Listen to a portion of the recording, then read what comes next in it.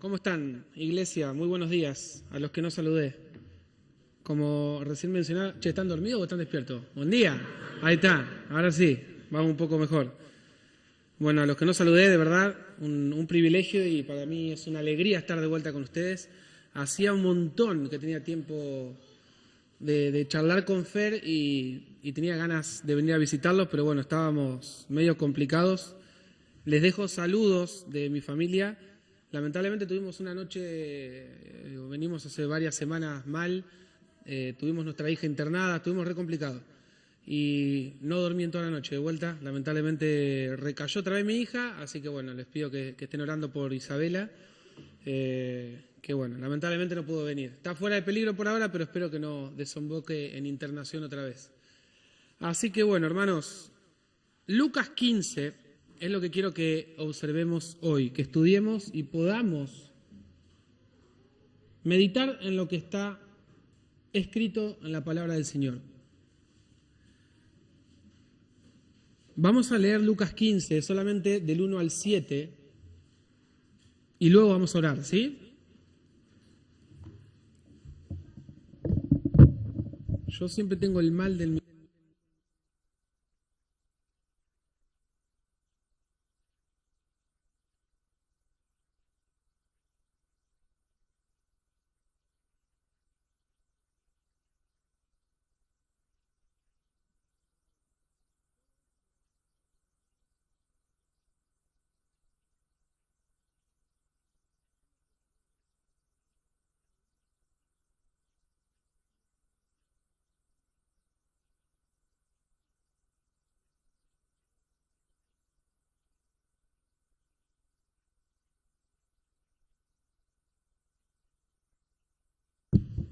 Ahora sí, vamos de vuelta.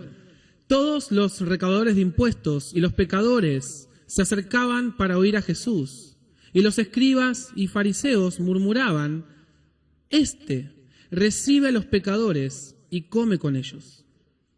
Entonces Jesús les dijo esta parábola: ¿qué hombre de ustedes, si tiene 100 ovejas y una de ellas se pierde, no deja las 99 en el campo y va tras la que está perdida hasta que la haya?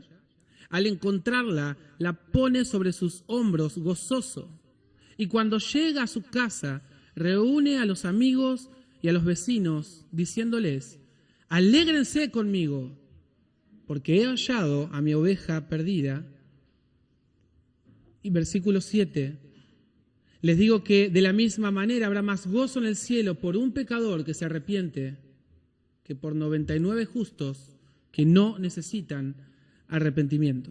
Vamos a orar. Padre, te damos gracias por tu palabra en esta mañana y oramos, Señor, porque sea ella la que nos habla a nuestros corazones, que nos confronte, pero por sobre todas las cosas, Señor, que nos guíe a amarte más a ti y a tu obra, Señor. En el nombre de Jesús oramos.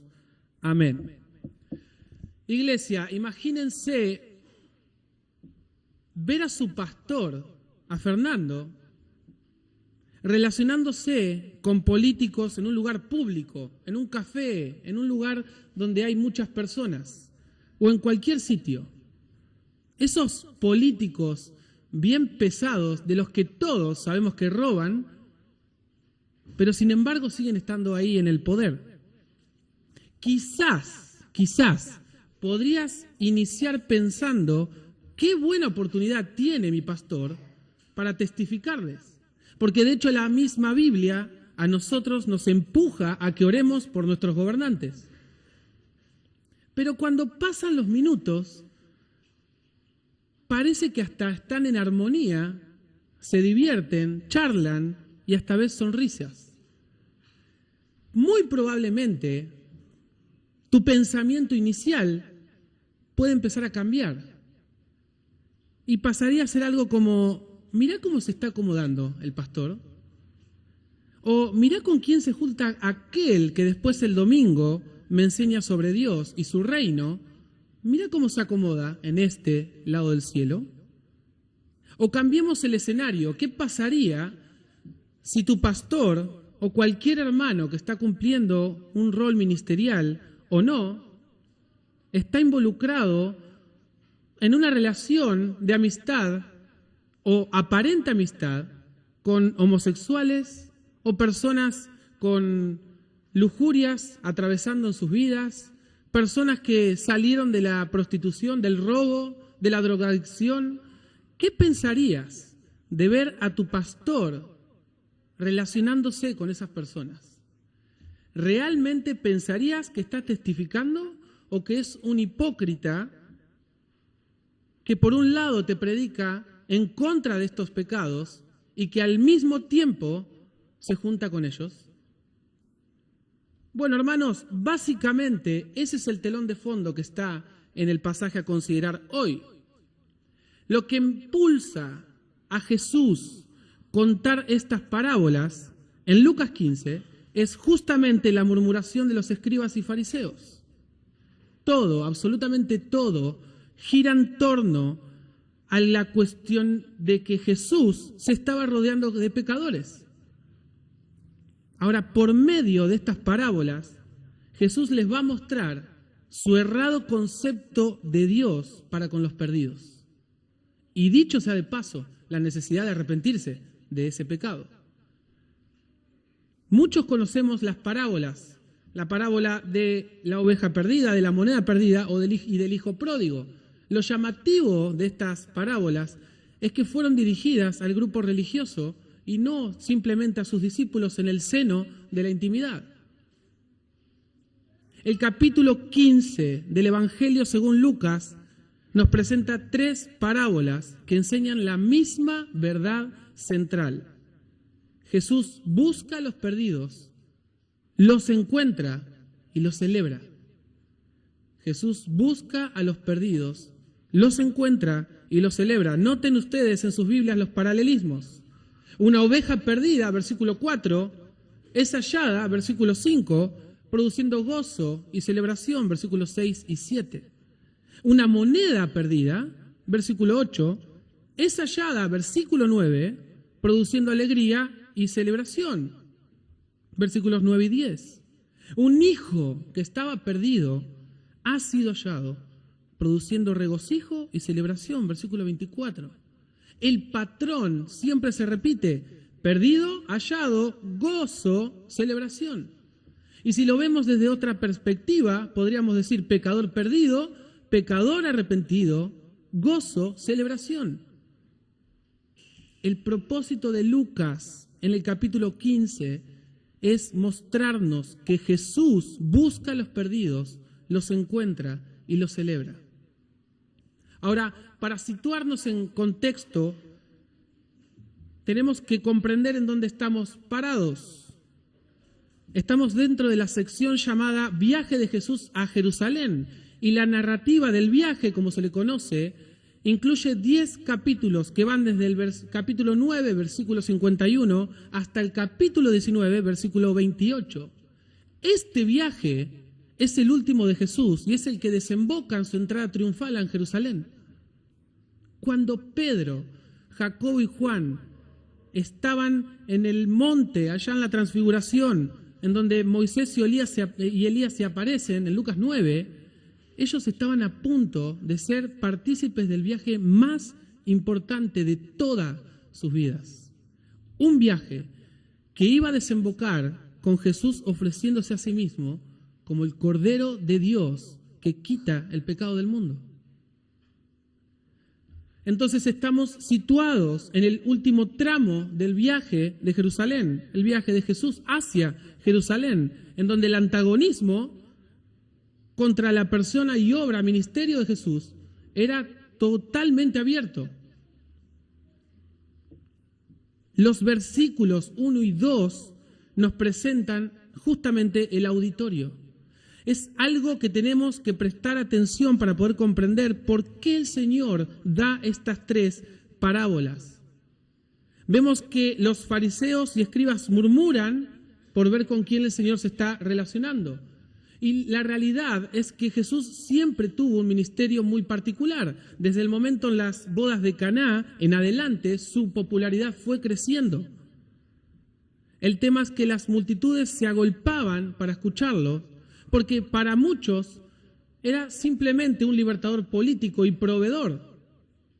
Para otros era un simple fanático radical. Para otros, como la élite judía, era un simple blasfemo. Pero para aquellos necesitados y marginados de la sociedad, era el Salvador. La gente del pueblo era el mayor porcentaje de la tierra palestina. Ellos eran llamados los Am Haaretz, que literalmente significa la gente de la tierra.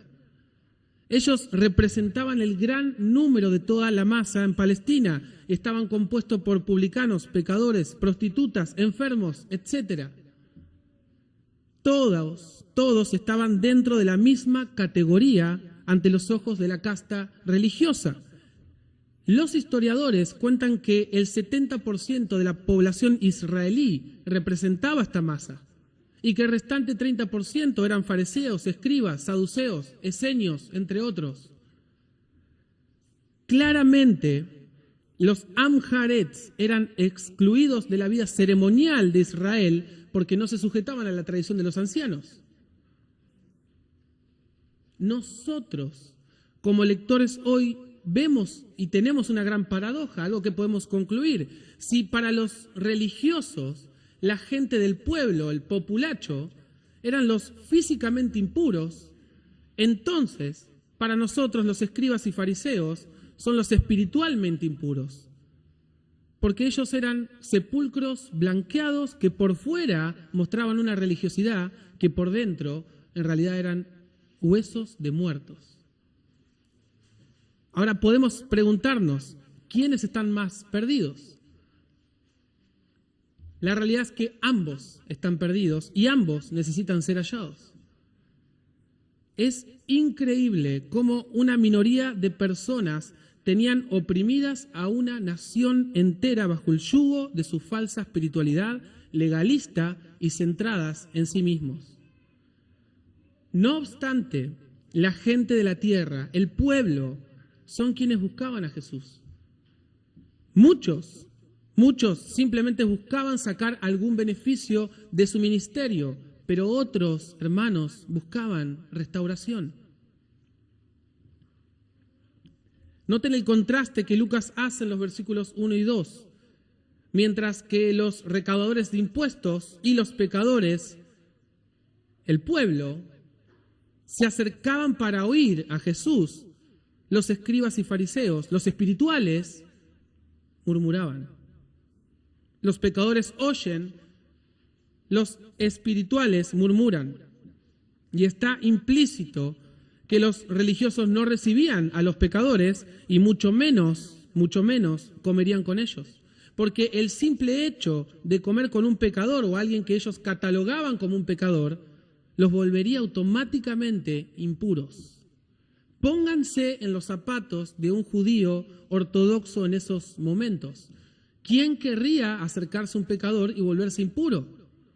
Absolutamente nadie. Ahora, el Señor, siendo el supuesto maestro que venía a predicar de Dios, ¿se juntaba con ellos? ¿Cómo pensarían ustedes del Señor Jesús? Era inconcebible para los escribas y fariseos que un maestro de la ley tuviera relación con esta clase de personas y que después encima venga a hablar de Dios. Inconcebible. Es de ahí el escándalo visual que genera Jesús al mezclarse con estas personas. Pero el ministerio de Jesús siempre fue radical, y eso es increíble. Fue radical y antagónico. En Lucas 12, versículo 1, dice que había miles y miles reunidos, tanto que se atropellaban unos con otros para oírlo. Lucas 13, 22 nos dice que Jesús caminaba y pasaba por las ciudades y aldeas enseñando.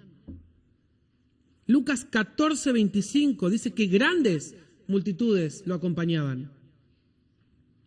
Estas personas que querían oírlo eran porque lo escuchaban oír enseñar como quien tiene autoridad y no como los escribas y fariseos.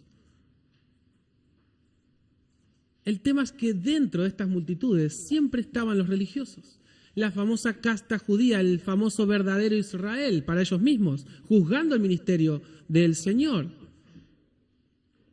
Ahora, algo que resalta siempre en los evangelios o cuando alguien está enseñando es que el mismo mensaje que oían los pecadores es el mismo mensaje que oían los espirituales. Para la gente común, por un lado, eran palabras de vida, pero para los religiosos eran puras blasfemias. Son las mismas verdades espirituales que por un lado aclaraban, pero por el otro lado traían ceguera espiritual. Eso es lo mismo que sucede hoy en día, hermanos. Las verdades espirituales que se pueden predicar desde este púlpito traen vida y traen muerte. Son las mismas verdades que escuchan los creyentes o los no creyentes. Predicamos que cuando vino el cumplimiento del tiempo, Dios envió a su Hijo, que vivió una vida perfecta y sin pecado y que satisfizo la ley de Dios, que yo no podía hacer, que murió en una cruz y que llevó los pecados de su pueblo y que al tercer día la tumba no lo pudo retener y que por lo tanto está en los cielos. Bueno, para algunos eso es locura y necedad, pero para los que creen es poder de Dios para salvación. Luz y ceguera, palabras de vida, palabras de muerte. Necesitamos la intervención soberana de Dios y la razón es que el hombre natural no acepta las cosas del Espíritu de Dios, porque no las puede entender, se disciernen espiritualmente. Por eso Calvino decía que a menos que el testimonio interno del Espíritu Santo obre en el pecador, nunca puede ir donde Cristo y mucho menos obedecerlo. Es imposible, porque somos contrarios a la ley y a su palabra. No hay temor de Dios delante del ser humano sin el obrar del Espíritu Santo en él. Esta es nuestra radiografía como hombres. Es la realidad de todos los seres humanos. Esa es mi realidad y es tu realidad. Andamos por la vida perdidos con un problema legal frente al juez de todo el universo y es por eso que la Escritura nos enseña que Jesús vino a salvar y a buscar lo que se había perdido. El justo por los injustos para llevarnos a Dios. Ahora, volviendo a nuestro texto, tenemos un auditorio de muchas personas, gente común, gente religiosa. Mientras el pueblo oye, los religiosos murmuran. Entonces, versículo 3, noten, Jesús les dijo esta parábola. ¿Qué hombre de ustedes, si tiene 100 ovejas y una de ellas se pierde, no deja las 99 en el campo y va tras la que está perdida hasta que la haya? Bueno, una particularidad del ministerio de Jesús fue enseñar por medio de parábolas. Los judíos estaban sumamente acostumbrados a este tipo de enseñanza porque las parábolas tienen el potencial de enseñar verdades espirituales profundas a la luz de situaciones cotidianas de la vida. Pero al mismo tiempo, una parábola va a velar verdades espirituales para otros. En Mateo 13, los discípulos le preguntan a Jesús por qué enseñaba por medio de parábolas, a lo que el Señor responde, para que viendo no vean y para que oyendo no entiendan. Eso es parte de la ceguera espiritual y el juicio que nos corresponde por nuestro propio pecado. Claramente, esta parábola está dirigida primeramente a los religiosos, pero eso no limita que sea exclusivo para ellos únicamente, porque Jesús está enseñando a una multitud y nos está mostrando una cosmovisión correcta de cómo Dios obra para con el ser humano perdido. Así que por extensión es para nosotros hoy. Palestina, hermanos, es una región donde ver a un pastor era algo sumamente habitual. Es común ver ovejas perdidas que el pastor tiene que salir a buscar. Cuando leemos en el Salmo 23, que dice que tu vara y el cayado me infunden aliento, es justamente un pastor cuidando. Con una vara protege a la oveja de los depredadores y con el cayado la guía a su rebaño. Imagino que los doctores de la ley estarían pensando puntualmente en este salmo. La trama es obvia y la respuesta también. ¿Abandonaría el pastor a la oveja perdida? ¿Debería ser descuidada dicha oveja? Jesús usó estas parábolas para ilustrar cómo obra Dios en los perdidos. Expuso la actitud perversa de aquellos que estaban actuando de esa manera contra estas personas que necesitaban de compasión. Y al mismo tiempo le está mostrando su necesidad de arrepentimiento. Ellos estaban de igualmente perdidos que los pecadores. O incluso peor, porque ni siquiera saben que están perdidos. Porque una cosa, hermanos, es saberse estar perdido, pero otra muy distinta es pensar que no lo estás, cuando realmente estás más perdido que el otro. ¿No se suponía que los líderes religiosos de Israel debían guiar a los pecadores a gozarse y gozarse en la restauración de ellos? Ahora, por el contrario, nosotros vemos que ellos estaban autocentrados en sí mismos y juzgando el ministerio de Jesús, porque sacudía la falsa espiritualidad de ellos. Entonces yo te pregunto ahora, con tu ministerio, con lo que estás haciendo para con el Señor, ¿buscas tu propia gloria o buscas la gloria del Señor? ¿Alejás o acercás a las ovejas perdidas? El cristianismo no se trata de verme a mí, ni se trata de verte a vos. No se trata de seguirme a mí, ni de seguirte a vos. Se trata de ver y seguir a Jesús, que es el autor y consumador de nuestra fe. Ahora, noten que Jesús agrega un sentido de urgencia, de solicitud, de exclusividad, de una intencionalidad dirigida a un solo foco, a buscar la oveja perdida de manera personal. Eso es lo que hace un buen pastor. Va a buscar al perdido. De ahí que la trama de este capítulo resalte ese amor de Dios, esa compasión de Dios por los perdidos y la seguridad de que los va a rescatar. Escuchen lo que dice un comentarista en cuanto a esta porción. Jesús ve a los pecadores como la oveja perdida que se había apartado del rebaño de Dios, abandonando a su pastor y poniéndose a sí misma en una posición muy peligrosa. Observa cómo se desata la individualidad en contraste por el grupo. Al Señor no le importaban las multitudes, le importaban los corazones. La compasión de Cristo no tiene que ver con números, sino con la necesidad de cada pecador por separado. El pastor de esta parábola va tras la oveja y la halla. Eso es amor por los perdidos y es seguridad de que los va a encontrar. Eso es lo que el Señor vino a hacer, hermanos.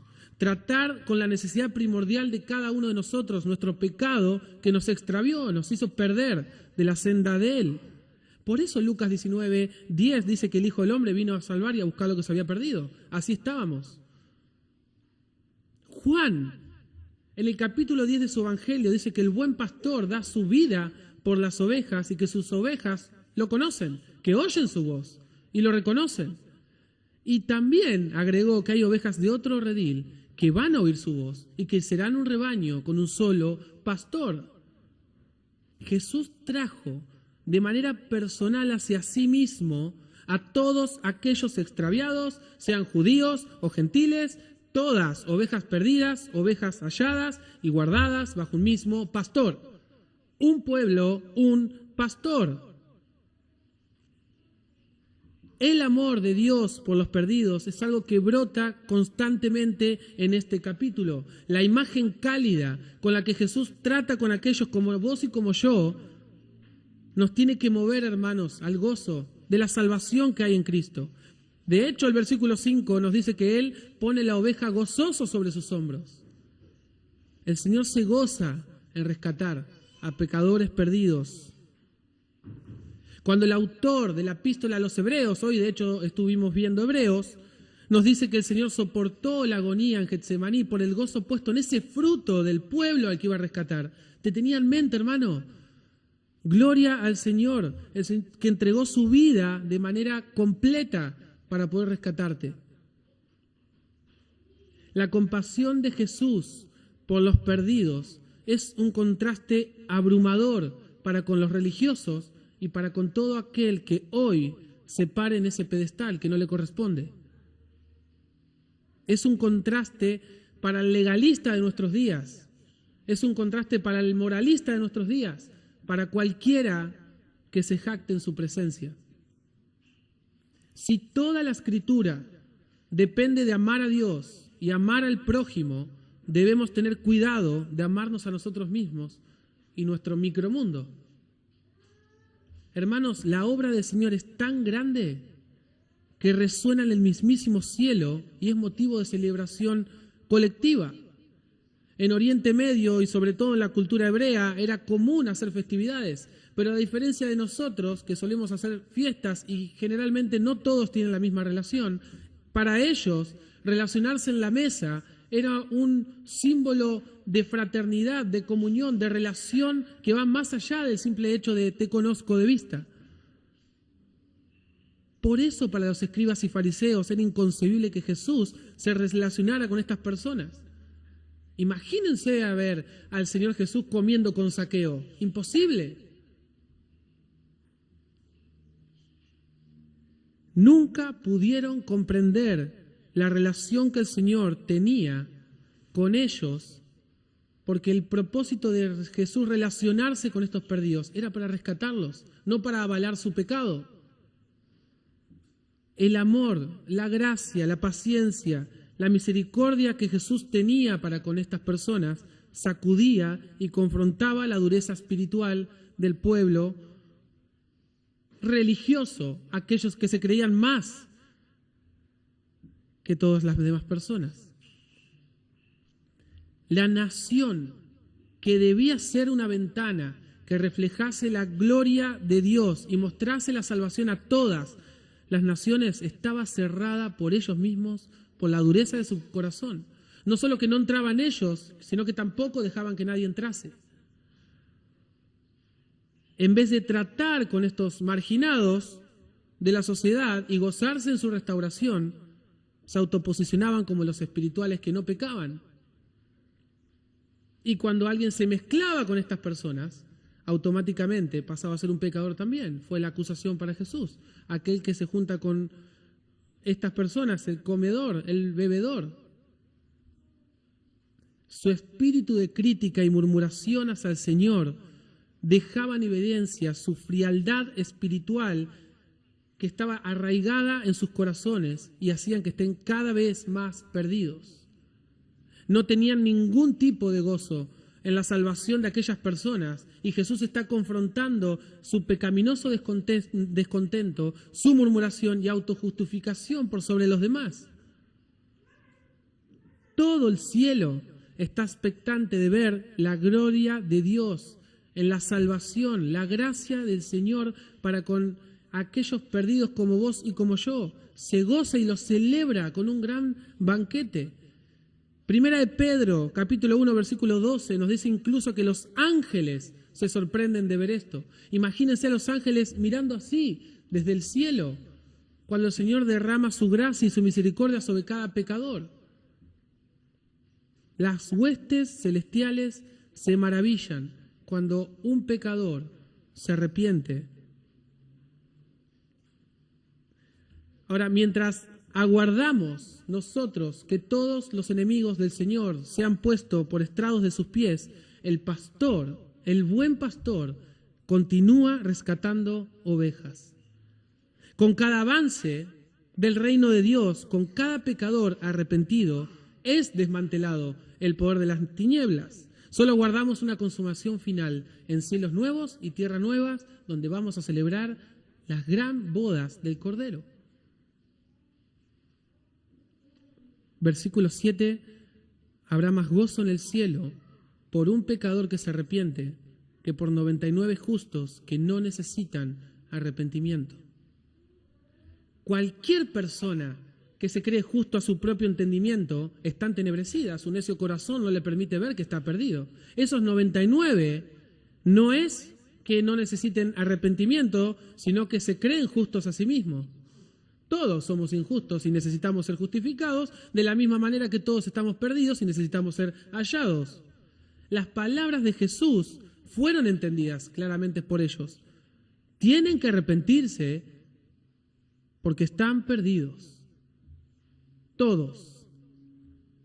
La actitud incluso de ellos nunca cambió. Un capítulo más tarde, en el capítulo 16, versículo 15, el Señor les dijo: ustedes son los que se justifican a sí mismos ante los hombres, pero Dios conoce sus corazones, porque lo que entre los hombres es de alta estima, su casta religiosa, abominable es delante de Dios. ¿Cómo servimos a Dios? Nuestra autojustificación no sirve absolutamente de nada.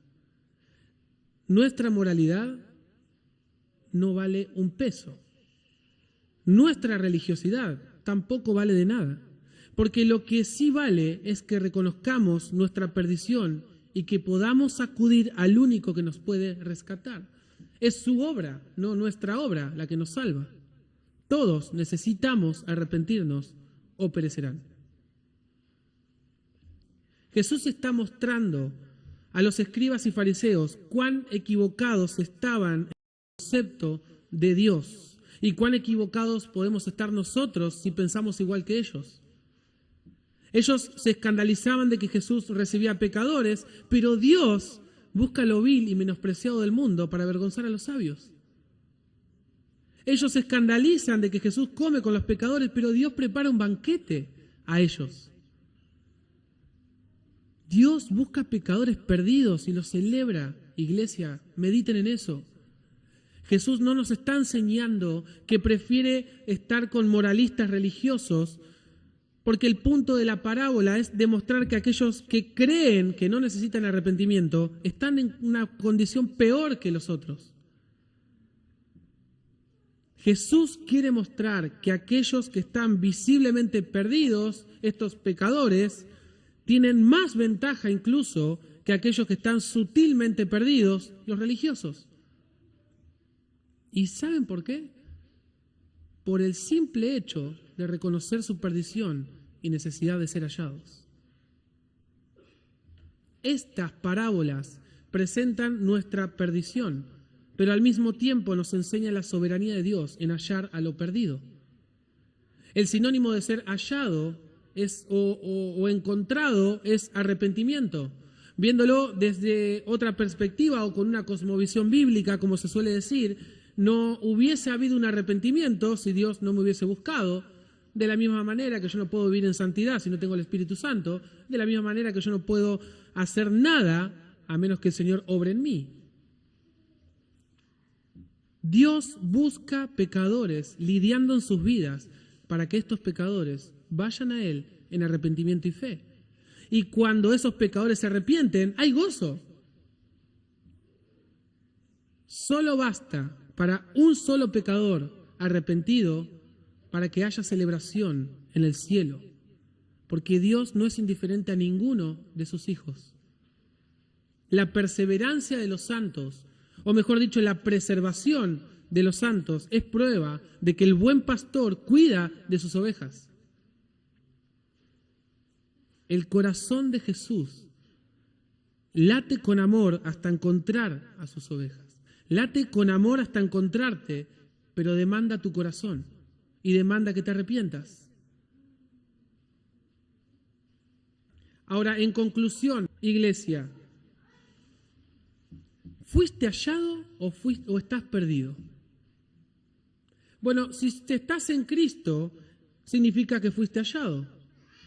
Y podrías caer en el error de que un texto como Lucas 15 ya no se aplica a vos, porque no sos un religioso, pero sería un error. En primer lugar, Lucas 15 debería mover tu corazón a la alabanza y agradecimiento al Señor por haberte rescatado personalmente porque estabas perdido. Ahora sos parte de su rebaño y tenés la certeza de que te guía el buen pastor y que nunca, jamás te vas a perder. Eso ya es motivo de alabanza. En segundo lugar, Lucas 15 nos tiene que llevar, y te empujo a que te examines, si te gozás cuando un pecador, sin importar quién sea, llega al Señor. Si cerrás las puertas del Evangelio hacia aquellos que considerás tus enemigos. ¿Te alegra el obrar de Dios en la salvación de toda tribu, lengua o nación? ¿O tenés un espíritu quejumbroso y murmurador hacia aquellos que no son de tu círculo íntimo o teológico o lo que sea? ¿Cómo ves a tu hermano que está sirviendo en otro ministerio? ¿Te molesta que esté haciendo las cosas distintas a vos y genera una murmuración? Cuidado, hermanos, de no ser un obstáculo en la vida del otro. El Señor nos libre de crear un cristianismo inalcanzable para aquellos que nos observan, mirándonos a nosotros mismos y mostrándonos como supercristianos que no pecan y parándonos sobre un pedestal que no nos corresponde. Hay un solo trono y ya está ocupado por el Rey de Reyes. Gloria a Dios por eso. En tercer lugar, este pasaje debería motivarte a la evangelización con los perdidos. Ellos necesitan del buen pastor y que vos anuncies las virtudes de aquel que te llamó por su gloria y excelencia. El llamado al arrepentimiento es primordial para tu vida de comunión, pero es indispensable para tu vida de evangelización. El mundo desprecia a Dios como también lo has hecho. El mundo está perdido y vos tenés en claro quién es el rescatador. Bueno, dalo a conocer, hermano, en palabras y en verdad. Le amamos porque Él nos amó primero. Sé paciente, porque el siervo del Señor no debe ser contencioso, sino amable para con todos, apto para enseñar, sufrido, que con mansedumbre corrija a los que se oponen, por si quizá Dios le conceda que se arrepientan para conocer la verdad y escapen del lazo del diablo, aunque están cautivos. Ahora, si la respuesta es que estás perdido, nada de todo lo que puedas llegar a ser te hará volver a la senda de Dios. Absolutamente nada, a menos que reconozcas tu perdición y necesidad de arrepentimiento y perdón. Es una invitación. Ven a Cristo en arrepentimiento y fe para que juntos podamos celebrar un nuevo nacimiento. Oramos. Padre, te damos gracias por las buenas nuevas de salvación, en que nada, Señor, de lo que nosotros podamos hacer nos puede hacer volver hacia ti. Te necesitamos, Señor, necesitamos de tu vida, de tu muerte, de tu resurrección, porque tú has consumado una obra perfecta de justificación y santificación en nuestras vidas. Y oramos, Señor, porque tu palabra sea proclamada con fidelidad y que traigas hacia ti mismo a todas las ovejas perdidas por las que tú has entregado tu vida entera. Gracias te damos por el Evangelio de la gracia en Cristo Jesús. Amén.